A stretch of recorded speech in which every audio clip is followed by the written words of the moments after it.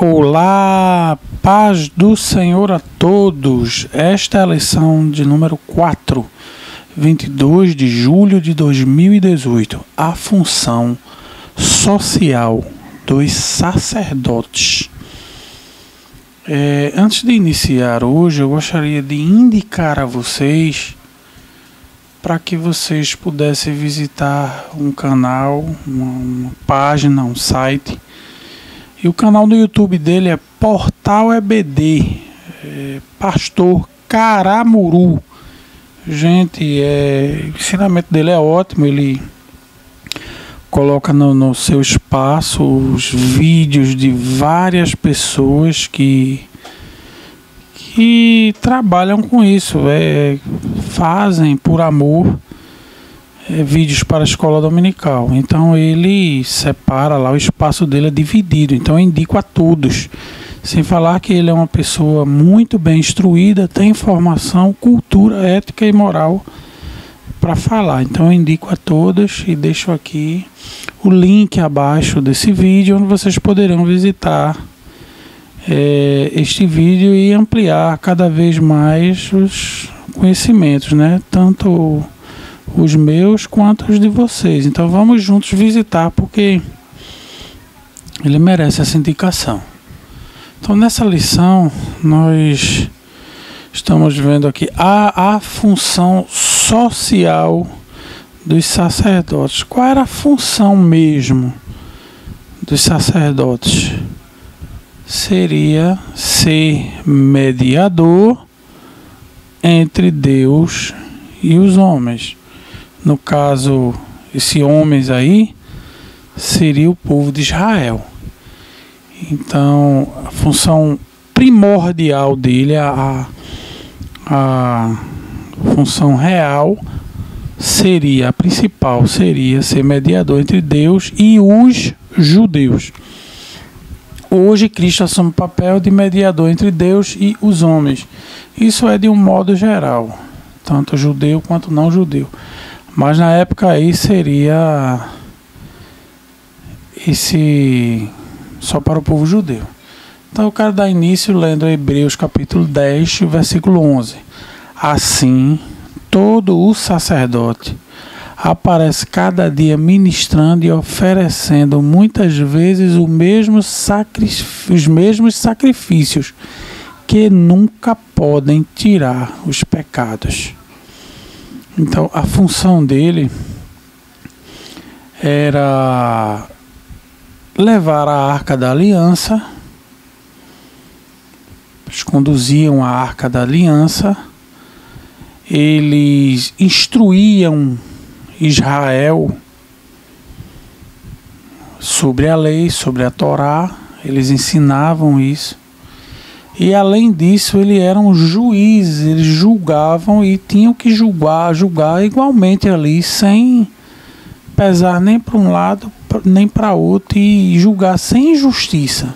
O julgamento teria que ser justo. A função do sacerdote: fazer sacrifícios pelos pecados, receber dízimos, era uma função deles. E tinha outras coisas também, né, que é o que a lição trata. Ele declarava quem era limpo ou impuro. Essa era a função dele.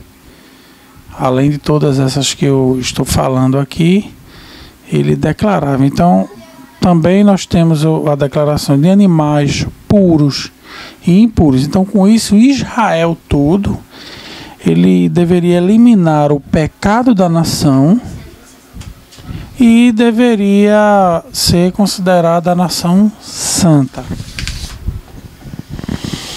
E também tinha o sacrifício que tinha muitos sacrifícios do sacerdote, do sumo sacerdote, e ali também tinha um bode que morria, oferecia o sangue, esse sangue era em nosso lugar, e o outro bode era enviado para Azazel. Nesse vídeo eu não vou me adentrar no assunto Azazel não, porque é muito longo. Eu ia até falar sobre isso, mas não tem como, é muita conversa e não dá. Então vamos dar continuidade aqui. Então, como nós vimos, quando ele levava a arca, ali ele estava simbolizando a presença de Deus. Deus ordenou. Então, Êxodo 25:8. Então, Deus diz: e me farão um santuário e habitarei no meio deles. Então, esse santuário representava a presença de Deus. E ele estava, quando os levitas levavam, estava sobre a arca. Então, quando eles levavam a arca, era uma responsabilidade muito grande andar assim na presença de Deus. Tanto é que Nadab e Abiú, eles eram sacerdotes e morreram porque Deus viu fogo estranho. Então não estavam em santidade. Não vou me adeter ao acontecimento para não tomar muito tempo. Então a presença de Deus estava ali. Então ele teria que andar em santidade, senão morreria. E foi isso que aconteceu com Nadab e Abiú. Então, além disso, vamos entrar agora na parte dos dízimos. Para quem pertenciam os dízimos? Os dízimos foram dados apenas aos filhos de Levi. Só os filhos de Levi que receberam o sacerdócio é que poderiam receber os dízimos dos judeus. Vamos ler essa confirmação em Hebreus capítulo 7. E os que dentre os filhos de Levi receberam o sacerdócio têm ordem, segundo a lei, de tomar o dízimo do povo, isto é, de seus irmãos, ainda que tenham saído dos lombos de Abraão. Então, todo aquele que pegasse os dízimos e não desse aos filhos de Levi, estaria pecando. Por quê? Estaria descumprindo a lei. E qualquer que recebesse o dízimo que não fosse da tribo de Levi, também estaria errado. Seria pecado, estaria indo de encontro à lei. Porque os dízimos foram herança aos filhos de Levi. Números 18 e 21. E eis que aos filhos de Levi tenho dado todos os dízimos em Israel por herança, pelo ministério que executam, o ministério da tenda da congregação. Entendeu? Havia uma exceção que hoje não se faz, né? Erroneamente as pessoas imaginam que dízimo era dinheiro, o senhor dava dinheiro como dízimo. Não era. Dízimo era o fruto da colheita dos animais, uma vez por ano cada um dava. Deuteronômio 14:28 diz aqui: ao fim de 3 anos tirarás todos os dízimos da tua colheita no mesmo ano e os recolherás dentro da tua casa. Por que isso? É assim que a lei ordena. E se alguém for fazer isso hoje, pegar os dízimos por 1 ano e reter na sua casa, então o tal ele é um ladrão. Ele não levou para a igreja o dinheiro quando mandava levar à casa do tesouro. Então, se o indivíduo fizer obedecer esse texto aí, que fala sobre dízimo, é um ladrão e não vai ter parte no reino dos céus e está condenado porque colocaram a salvação agora em dinheiro. Ou você paga ou então está condenado. Se você não pagar, você é um ladrão. Então, não faz sentido isso. São mentiras que são colocadas em nosso meio. Precisamos combater isso. Tem um outro vídeo acima que eu falo sobre Malaquias 10. Se eu não me engano é sobre finanças. Então é bom dar uma olhadinha lá. Vamos dar continuidade.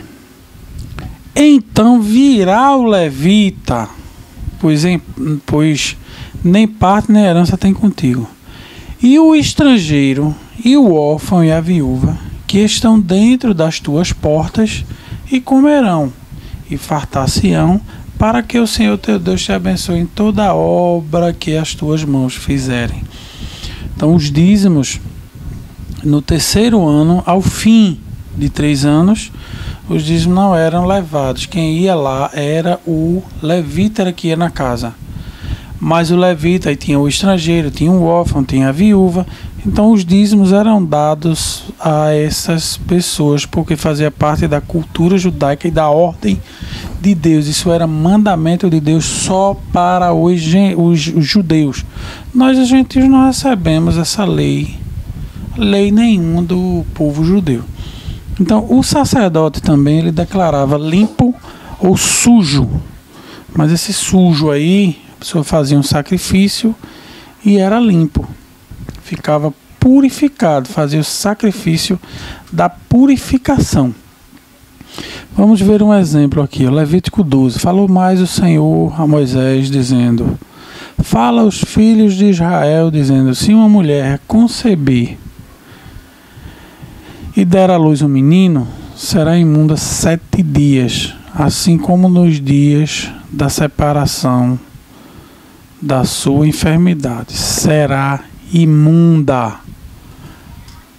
E no 8º dia, ao menino a carne do seu prepúcio. Então, depois ficará ela 30 dias no sangue da sua purificação. Nenhuma coisa santa tocará e não entrará no santuário até que se cumpram os dias da purificação.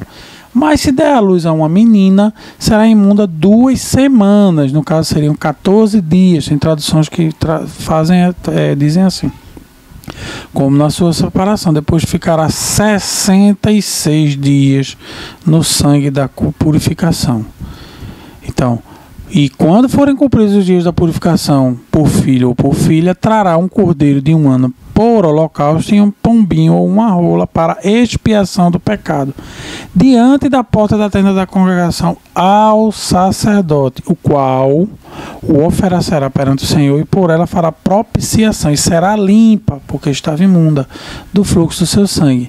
Esta é a lei da que der à luz menino ou menina. E depois ele fala que se não tiver dinheiro, poderá fazer um sacrifício menor. Então, a função dele era essa. As pessoas pensam que o sacerdócio hoje, o pastor, ele é a continuação do sacerdote levítico, ou seja, uma segunda etapa. Não existe isso não, viu, gente? O sacerdócio, ele é dado a todos. Então, todos nós, hoje em Cristo, temos o sacerdócio. Então, não existe isso. A oração do pastor é mais forte. Os pastores me perdoem por esse dito, mas somos iguais perante Deus. Então, pastor, ora por mim. Não, porque o senhor orando, Deus ouve. Não é assim. Não existe a função do sacerdote, nem somos sacerdote mais. O pastor, ele, Atos 20 e 28, ele foi chamado instituído pelo Espírito Santo para apacentar as ovelhas, mas não com essa função, porque hoje Jesus, ele é o único intercessor entre Deus e os homens. Então, se você é homem e quer interceder a Deus, só Cristo. Agora oramos uns pelos outros. Agora a intercessão a Deus só em Cristo. Então, não é apenas um sacerdote. Todos nós somos sacerdotes. 1 Pedro 2 é muito bom sobre isso. Versículo 9. Mas vós sois a geração eleita. Por que isso? Porque antes a geração eleita era o povo de Israel. E só. Não tinha outro povo eleito. Por isso que com a mulher cananeia, Jesus, ela gritava e ele nem despediu-a. Saiu mudo, sem falar nada, andando. Os discípulos despedem-a. Eu não vim senão para as ovelhas perdidas da casa de Israel. Como ela pulou na frente dele, gritou: socorre-me, Senhor. Aí ele deu a cartada final dizendo: não, eles tirar o pão dos filhos e deitá-lo aos cachorrinhos. Por quê? Os cachorrinhos era a nação que não era eleita. Não éramos eleitos. Mas como os judeus o rejeitou, João 1,18, nós hoje fomos feitos filhos de Deus. E sem precisar de nascer do sangue, nem da carne, nem da vontade do varão. Ou seja, não precisamos de mais daqueles rituais que existiam no tabernáculo, cortar o prepúcio ao 8º dia. Não, isso não é mais necessário. Então, vós sois a geração eleita. Quem? Todos os cristãos. O sacerdócio real. Quem é o sacerdócio real? Vós, seriam nós. A nação santa. Quem é a nação santa? Os cristãos. O povo adquirido, para que anuncieis as virtudes daquele que vos chamou das trevas para a sua maravilhosa luz. Isso é maravilhoso, gente. Versículo 10.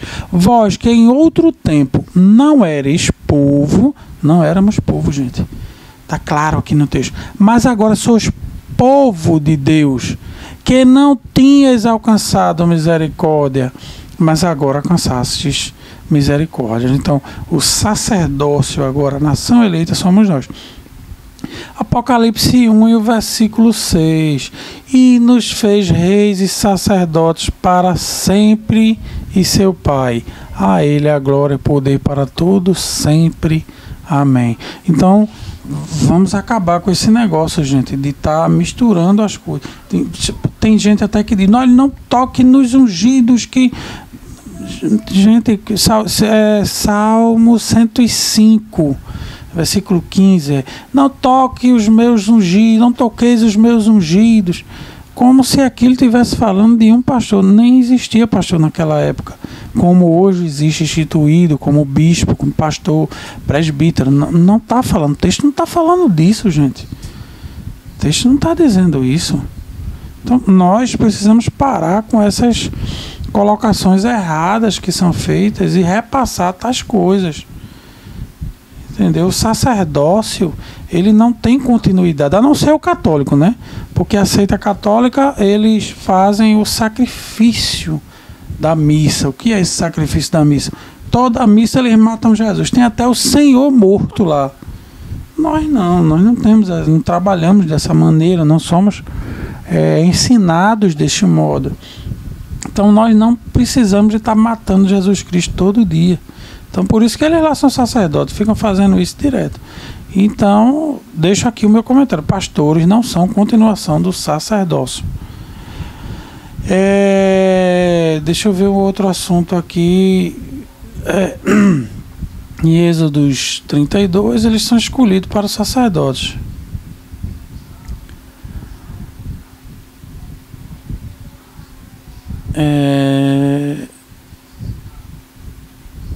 Falar da lepra, gente. A lepra era a doença mais temida que existia naquele período. Então, o sacerdote, ele dizia, ele separava, tornava puro e impuro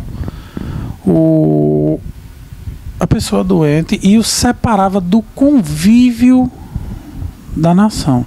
Ele tinha esse poder para fazer isso. Então, ele isolava um lugar fora do arraial para que eles fossem ali, vivessem ali para sempre e nunca mais poderiam estar entre o povo de Israel. E como sempre, em toda lição, eu gosto de fazer meus comentários sobre aquilo que eu não concordei. Veja bem, no tópico 1 diz... Isso é um erro, viu, gente? É um erro da lição. O tópico 1 diz: se Deus não curasse, médico algum poderia fazê-lo. Quer dizer, ele colocou aqui como se a lepra, não, a pessoa que pegasse a lepra não seria curada, não se achasse curada, não. Existiam pessoas que eram leprosas que se achavam curadas. E acontecia, a lepra saía deles. E sinto muito se alguém pensava assim, mas aprendeu errado. E eu não falo por mim, eu vou mostrar dentro das Escrituras. Levítico 14, abra sua Bíblia, Levítico 14 e leia você mesmo. Estamos falando aqui do assunto da lição dentro do livro de Levítico. Então decore isso para sempre. Levítico 14, versículo 1 em diante. Depois falou o Senhor a Moisés dizendo: esta será a lei do leproso no dia da purificação, da sua purificação. Será levado ao sacerdote, e o sacerdote sairá fora do arraial e o examinará. E eis que se a praga da lepra for sarada, então o sacerdote ordenará que por aquele que se houver de purificar se tomem 2 aves vivas e limpas, e pau de cedro, e carmesim, e isopo. Jesus ordenou ao sacerdote, ordenou àqueles leprosos que eles se apresentassem perante o sacerdote, porque isso acontecia. Então o sacerdote, ele olhava e via, e conforme o versículo 3 do capítulo 14, se a praga da lepra for sarada, o que é isso? Ela ter se retirado da pessoa. Ele se achava sem a lepra. Então era necessário que o sacerdote examinasse ali, era necessário que o sacerdote examinasse, e se a praga for sarada, ele voltaria ao convívio. Então você não pode dizer, a pessoa não pode dizer um absurdo desse, que se Deus não curasse, médico nenhum poderia fazer. Não, existia isso, entendeu? O organismo, a pessoa ia aí, o organismo combatia e a pessoa se achava curada. Agora, Cristo ordenou em Mateus 10:8, a curar os enfermos, limpar os leprosos, ressuscitar os mortos. São coisas difíceis, que mal a gente vê hoje. O que a gente vê por aí é um evangelho na televisão lá, é de cura de caroço. Caroço, cura de quê? De caroço, é de dor no peito, é de dor no calcanhar. Ai, tá vomitando. Tem agora, gente, o vômito do capeta, a oração para a pessoa vomitar. E ali a pessoa fica cuspindo e não tem vômito, coisa nenhuma, e sai enganando todo mundo. Olha, é uma coisa muito complicada, viu, gente? É muito complicada. Então, naquele tempo, Lucas 17, Jesus entrou numa aldeia e saíram 10 leprosos a seu encontro. E quando ele curou, ele nem curou os leprosos. Veja a fé. Ele se vendo, ide e mostrai-vos aos sacerdotes. E eles foram, gente, obedeceram. Como é que ele iria se mostrar ao sacerdote tão imundo ainda, sujo da pele? Nem chegaram juntos de Jesus. Falaram de longe, levantando a voz: Mestre, Jesus, tem misericórdia de nós. Eles não chegaram perto, gritando. E Jesus vendo, disse: vai lá, te mostra lá para o sacerdote. Então eles... Vamos lá, vamos. Tiveram fé, eles creram. E no caminho, um deles, vendo que estava são, voltou glorificando a Deus em alta voz e caiu a seus pés com o rosto em terra. Então, por quê? Porque quando eles foram, todos eles ficaram limpos, mas só um voltou para agradecer. Foram 10, mas só um voltou. Então esse tipo de milagre, gente, é uma coisa muito difícil da gente ver hoje em dia. Eu creio que Jesus faz, mas o povo está muito acomodado e só quer saber de dinheiro, de bênção e isso, aquilo, outro. Esquece do fundamental, que é a presença de Deus em nossas vidas para fazer o milagre. O sacerdócio está em nós. Então, Deus abençoe a todos. Eu creio que eu já falei tudo sobre a lição que estava ao meu ver, e as demais coisas estão escritas, entendeu? E pronto, não tenho o que falar mais não. Então um grande abraço a todos vocês e fiquem na paz.